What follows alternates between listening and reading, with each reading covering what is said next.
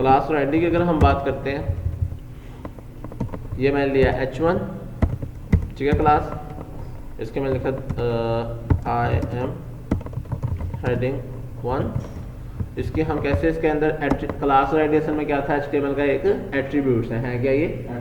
अगर मैं इसको आईडी देता हूँ, ऐसे मैं इसको आईडी से एक्सेस कर सकता हूँ लाइक ABC, क्लास से देता हूँ तो क्लास से एक्सेस करता हूँ लाइक XYZ। ओके, अच्छा एट अ टाइम में एक ही एलिमेंट पे एक से ज़्यादा क्लासेस भी अप्लाई कर सकता हूँ लाइक LMN। ओके, अब इनके ऊपर से डिफरेंट किस्म के हम इंटरनल CSS करके इसको अप्रूव करते हैं। ठीक है, सबसे पहले इंटरनल CSS का क्या तरीका था, स्टाइल लगाएंगे, उसके अंदर जाके मैंने यहाँ पर दे दिया हैश आईडी के लिए हम हैश यूज़ करते हैं, क्लियर है ना। क्लास के लिए हम डॉट यूज़ करते हैं और टैग के लिए हम डॉट, नेम के लिए सिर्फ नेम आ जाएगा। बैकग्राउंड कलर ब्लू,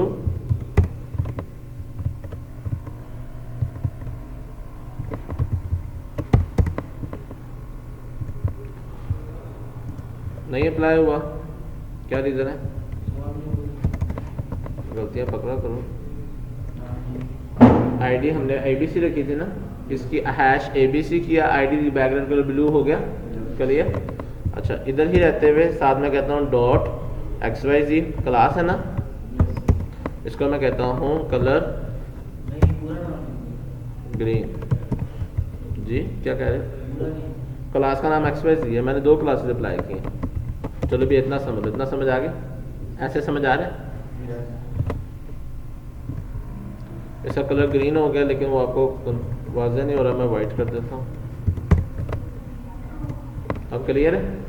एक मैंने क्लास आईडी अप्लाई कर दी, इसके अंदर क्लास के जरिए मैंने इसका क्या चेंज किया, कलर, और आईडी के जरिए मैंने क्या चेंज किया, बैकग्राउंड। अच्छा मैं एक और चीज़ बता रहा था कि आप एक से ज़्यादा क्लासेस भी अप्लाई कर सकते हैं, लाइक मैं यहाँ पर एक और क्लास बनाता हूँ डॉट LMN। ओके, ये मैंने बॉडी ओपन की और उसको मैं देता हूँ बॉर्डर, दे दो बॉर्डर 2 पिक्सल सॉलिड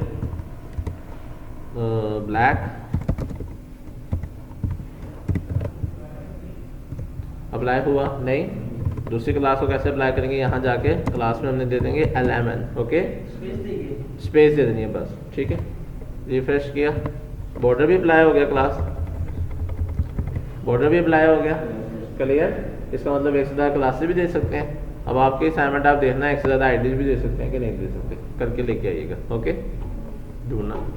यहाँ तक समझ आ गई सबको। अगला टॉपिक क्या है हमारे पास, अच्छा यहाँ तक मैंने कहा था बेसिक HTML के टॉपिक्स हमारे यही रहेंगे, इनके ऊपर आपने डिटेल में असाइनमेंट्स भी बनानी है, इनके ऊपर प्रैक्टिस भी करनी है। आज जो हमारा एडवांस टॉपिक हम डिस्कस करते हैं वो हमारे पास आता है फॉर्म का टॉपिक। क्या टॉपिक है, फॉर्म, ताकि हमारी HTML कंप्लीट हो जाए और फिर हम टोटली CSS पे और बूटस्ट्रैप पे फिर आगे फोकस करना शुरू कर दें। क्लियर है क्लास। यहाँ तक किसको कोई क्वेश्चन है तो पूछे, फिर हम आगे चलते हैं। No question. अच्छा फॉर्म्स, अभी तक आपने HTML के जितने भी टॉपिक पढ़े हैं वो तमाम टॉपिक हमारे पास थे यूज़र का डाटा शो करवाने के लिए। यूज़र का डाटा अभी तक आपने कोई भी ऐसा टॉपिक नहीं पढ़ा जिसके ज़रिए आप यूज़र को कहें कि अपना डाटा इंसर्ट करें, ठीक है।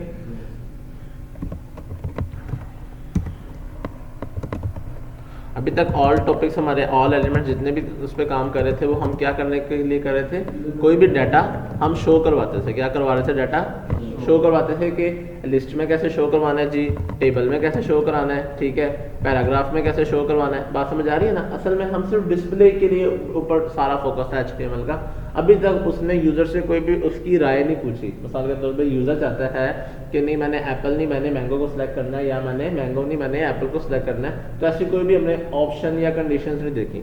अभी तक हमारा सारा फोकस किस चीज़ पे रहा है, HTML का अभी तक कितना फोकस पे है कि डिज़ाइन कैसे बनेगा, इमेज कहाँ लगेगी, लिंक कहाँ लगेगा, बात समझ आ गई, लिस्ट कहाँ बनेगी, टेबल कहाँ बनेगा, फिर इनकी मिक्सिंग से हम पूरे डिज़ाइन बनाते रहते हैं, ठीक है। तो जो पहला टॉपिक इसमें हमारे पास आता है इनपुट करवाने के लिए, वो मेन टॉपिक ही फॉर्म है। क्या टॉपिक है वो, फॉर्म के जरिए हम HTML के फॉर्म के तमाम जो फॉर्म का एरिया है, जैसा फॉर्म के अंदर हमारे पास फॉर्म एट्रीब्यूट आ जाएंगे, फिर फॉर्म एलिमेंट्स आ जाएंगे, फॉर्म इनपुट टाइप्स आ जाएंगी, फॉर्म के एट्रीब्यूट टाइप्स, इनपुट की एट्रीब्यूट टाइप्स आ जाएंगे, फिर फॉर्म के इनपुट के एट्रीब्यूट्स आ जाएंगे। यानी कि फॉर्म के अंदर एक एलिमेंट एक और इस्तेमाल हुआ, इनपुट आगे से उसका आगे से फिर एट्रीब्यूटेड एलिमेंट्स आ जाएंगे। क्लियर? तो ये सारा काम हम सिर्फ किस चीज़ के ऊपर करेंगे? मेन मकसद क्या है? यूजर से इनपुट लेना। यूजर से आपको पता है ना, कंप्यूटर की बेसिक डेफिनेशन यही थी ना, इनपुट लेना और आउटपुट देना और बीच में प्रोसेसिंग करना। तो हम उस वक्त तक तो कंप्लीट कर ही नहीं पाएंगे अगर यूजर से इनपुट नहीं लेंगे, मिसाल के तौर पे अपनी वेबसाइट के स्ट्रक्चर, वरना तो फिर वो हमारी वेबसाइट कैसी बन जाएगी? एक स्टैटिक वेबसाइट। कौन सी वेबसाइट? जिस तरह एक पोस्टर होता है, ग्राफिक डिजाइनिंग वाला एक पोस्ट बना देता है, हमने ऐसी वेबसाइट बना दी है जिसमें ग्राफिक डिजाइनिंग में भी कुछ इनपुट नहीं होती, उसने बहुत प्यारा पोस्टर बना दिया, कुछ इनपुट नहीं होती, ऐसे है ना अब्दुल्ला? लेकिन यही तो फिर वेबसाइट की एक महारत होती है कि आप अपनी राय देते हो, अपना कुछ इनपुट करते हो, वो आप कहते हो मेरा नाम अहमद है, मेरा फादर नेम ये है, आप एंटर करते हो, वो आगे वेलकम, अगले दिन से आप कहता है वेलकम अहमद, वो वेलकम अहमद करना शुरू कर देता है। लेकिन एक ग्राफिक का जो पोस्ट है वो ये काम नहीं करता। बात समझ आ रही है ना? वो वेलकम यूजर्स कर सकता है क्योंकि उसने यूजर स्ट्रैटेजी रहना है। बात समझ आ रही? Clear class? अच्छा, तो इस पे आगे अब हम कंटिन्यू करते हैं। फॉर्म का जो बेसिक इनेट साइकोलॉजी थी वो आप सबकी क्लियर होगी? चल, तो फॉर्म जब इनपुट कराएगा तो इसलिए फिर इसके लिए हमारे पास अब इस तरह की इनपुट फील्ड्स को हम स्टडी करना शुरू करेंगे। जिस तरह टेबल लगाने के लिए पेरेंट टैग था, टेबल एलिमेंट था, उसके अंदर बाकी एलिमेंट आए थे। लिस्ट लगाने के लिए यूएल या ओएल थे एज अ पेरेंट, उसके अंदर वो फिर हमारे पास वर्क करता था हमारे पास वो कॉन्सेप्ट। इसी तरह फॉर्म का कॉन्सेप्ट के लिए जो हमारा पेरेंट एलिमेंट आएगा वो कौन सा आएगा? फॉर्म लगाने के बाद। लेकिन HTML के अंदर इस तरह से स्पेसिफिकली रूल्स अप्लाई नहीं होते, आपको पता है। आप खाली li भी कर दोगे तब भी आपकी लिस्ट बनना शुरू हो जाएगी। इसमें सिंटैक्स एरर्स नहीं आते HTML के अंदर या CSS के अंदर, या आपके प्रोग्रामिंग लैंग्वेज के अंदर सिंटैक्स एरर आते हैं, ठीक है। अच्छा, या तो वो शो करवाएगा या तो नहीं शो करवाएगा, लेकिन वो फिर भी शो करवा दिया करेगा। आप हेड का टैग नहीं लगाओगे तब भी आपका काम चलता जाएगा। बात समझ आ रही है ना? बिकॉज ये इस तरह से रूल स्ट्रिक्ट लैंग्वेज नहीं है, ठीक है। अच्छा, तो इसके लिए सबसे पहले आपने जो टॉपिक पे हम काम करेंगे फॉर्म के अंदर, यहाँ पर इंट्रोडक्शन दे रहा है कि फॉर्म के अंदर सबसे पहले आप इस तरह का फॉर्म बनाया करेंगे। बात समझ आ गई? फर्स्ट नेम एंटर करें, लास्ट नेम एंटर करें, आगे सबमिट का बटन दबाएं, वो सबमिट कर देगा। फॉर्म के लिए फॉर्म का एलिमेंट है, इस एलिमेंट के अंदर हम काम करेंगे और आगे इस एलिमेंट के अंदर जो दूसरा एलिमेंट हम इस्तेमाल करेंगे वो कौन सा एलिमेंट होगा? Input element. कौन सा एलिमेंट होगा? यहाँ पर एक क्वेश्चन चले अभी बाद। अच्छा, इनपुट की यहाँ पर उसने कुछ स्पेसिफिक टाइप दिए हैं, लेकिन जब हम यहाँ पर टॉपिक में जाएंगे ना, इनपुट टाइप के टॉपिक पे, तो तब यहाँ पर ये डिटेल में हमें समझाएगा। बात समझ आ गई? उसने कहा इनपुट टाइप टेक्स्ट करेंगे तो वो टेक्स्ट इनपुट लेगा, अगर रेडियो कर देंगे तो वो रेडियो बटन बन जाएगा, अगर आप चेक बॉक्स करेंगे तो वो चेक बॉक्स बन जाएगा, अगर आप सबमिट करेंगे तो वो सबमिट का बटन बन जाएगा, अगर आप खाली बटन करेंगे तब वो बटन बन जाएगा, ठीक है। इस चीज़ को भी हम देखते भी हैं। आगे टेक्स्ट फील्ड्स के बारे में वो बता रहा है कि अगर आपने फॉर्म के अंदर रहते हुए कुछ अपना डाटा शो करवाना है, डिस्प्ले करवाना है, ठीक है, जैसे आप हेडिंग पैराग्राफ के जरिए कुछ शो भी तो करवाना है, लाइक आप उसको कहना भी तो जा रहे हो ना भाई अपना नेम एंटर करो, यहाँ पर खाली बॉक्स तो नहीं बना हुआ है ना, या बॉक्स के अंदर प्लेस होल्डर लगा होगा कि एंटर योर नेम। बात समझ आ रही है ना? क्योंकि जब आप वेबसाइट डिज़ाइन करते हैं या कोई भी सॉफ्टवेयर डिज़ाइन करते हैं तो आपने यूज़र को ऐसा लेना होता है जैसे कि छोटा सा बच्चा है। जैसा मैंने सबवे सर्फर की मिसाल दी थी कि सबवे सर्फर एक ऐसी गेम उन्होंने बनाई, जब उसके सारी गेम्स ऐसी होती है, मिसाल दे रहा हूँ सबवे सर्फर को स्पेसिफिकली कह के कि बच्चा छोटा सा 4 साल का बच्चा, वो अगर गेम ऑन करेगा ना, वो ऑटोमेटिकली उसकी फिंगर उस बच्चे को टच हो गई होगी। उन्होंने उसका आउटपुट डिज़ाइन ऐसा बनाया हुआ है कि वो बच्चा एनिमेट करी जा रहा है, वो जैसे टच करेगा वो भागना शुरू कर देगा। वो जो बच्चा जिसने फर्स्ट टाइम उस गेम को पकड़ा है उसके दिमाग एकदम से सर्चिंग करना शुरू कर देगा, ये क्या कर रहा है।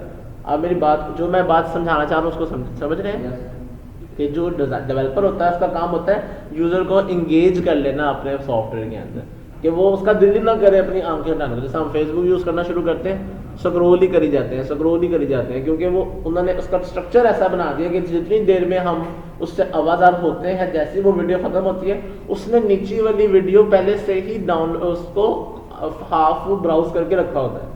अभी आप ऊपर देख रहे हैं वो अगला वर्क पहले करके रखा हुआ है, जैसे ही आप वो कंप्लीट करते हैं वो फटाफट अगले पे आ जाता है। वो अभी आप देख रहे होते हैं, अभी वो कंप्लीट होने में भी 1 मिनट पर से नीचे वाले को आधे से ज़्यादा लोड करके रखा होता है, ताकि इस बंदे को मैं ना वेट कराऊं। अगर ये वेट करेगा तो ये एप्लीकेशन से आउट हो जाएगा और हमें पता भी नहीं चलता हम कैसे अपना 1-1, 2-2 घंटे उस एप्लीकेशन के ऊपर टाइम इन्वेस्ट करके चले भी जाते हैं। क्लियर हो रही है बात की नहीं? वेरी गुड, समझ आ गई कॉन्सेप्ट। तो इसी तरह से हमने भी अपना यूज़र, अभी तो आप बेसिक सीख रहे हैं, लेकिन आपको जो मिशन है वो समझ आ गया ना, कि आपकी वेबसाइट का इतना प्यारा व्यू होना चाहिए या इसका इंटरेक्टिव कुछ ना कुछ आप करते रहना चाहिए, ताकि आपका जो यूज़र है उसको यूज़ करने वाला वो उस वेबसाइट से बाहर ही ना निकले, वो उसके अंदर ही रहे मैक्सिमम। बात समझ आ गई? लेबल था, रेडियो बटन्स हैं हमारे पास, चेक बॉक्स हैं, ये